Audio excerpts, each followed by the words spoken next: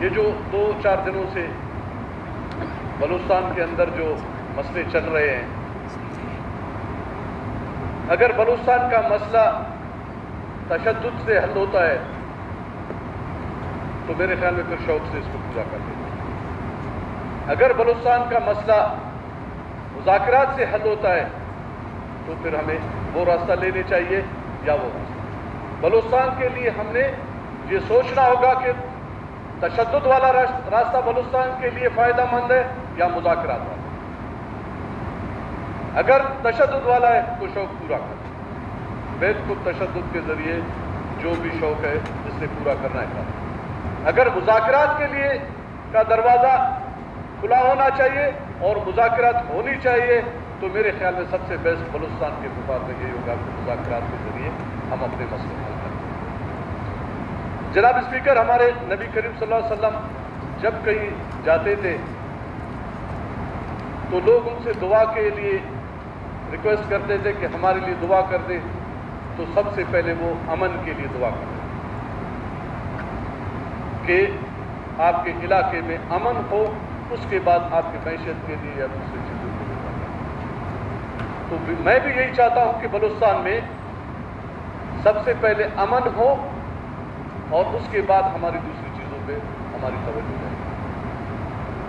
2-4 دنوں سے بلوچستان کی جو صورتحال ہے،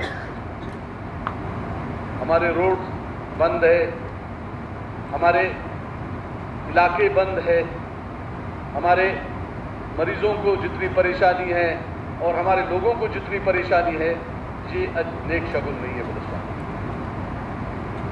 اور آج پیپلز پارٹی کا گورنمنٹ یہاں پہ بلوچستان میں ہے، بالکل جمہوری انداز سے انہوں نے سیٹیں جیتے آگے اور گورنمنٹ بنایا۔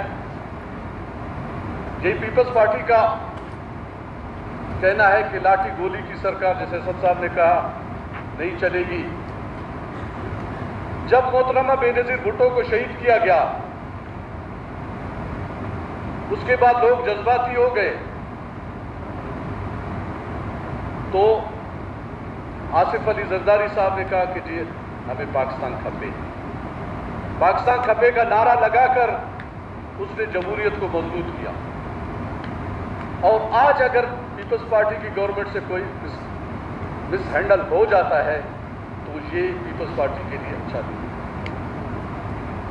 جناب اسپیکر، میری درخواست یہ ہے کہ ہمارا ملک آج اخبار میں ہمارے وزیر خزانہ صاحب نے یہ کہا ہے کہ جی آپ لوگ کو اور تکلیفیں برداشت کرنا ہوگا۔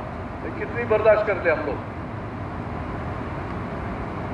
آج بلوچستان کا یا پاکستان کا کوئی بندہ بجلی استعمال نہیں کر سکتا جناب اسپیکر۔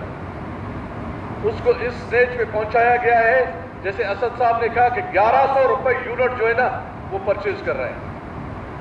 تو خدا سے خوف کر لیں، 1100 روپے اتنی کرپشن کر رہے ہیں، 1100 روپے کے ایک یونٹ کا آپ بجلی خرید رہے ہو اور جو ہے نا آگے کیا لوگوں کو دو گے؟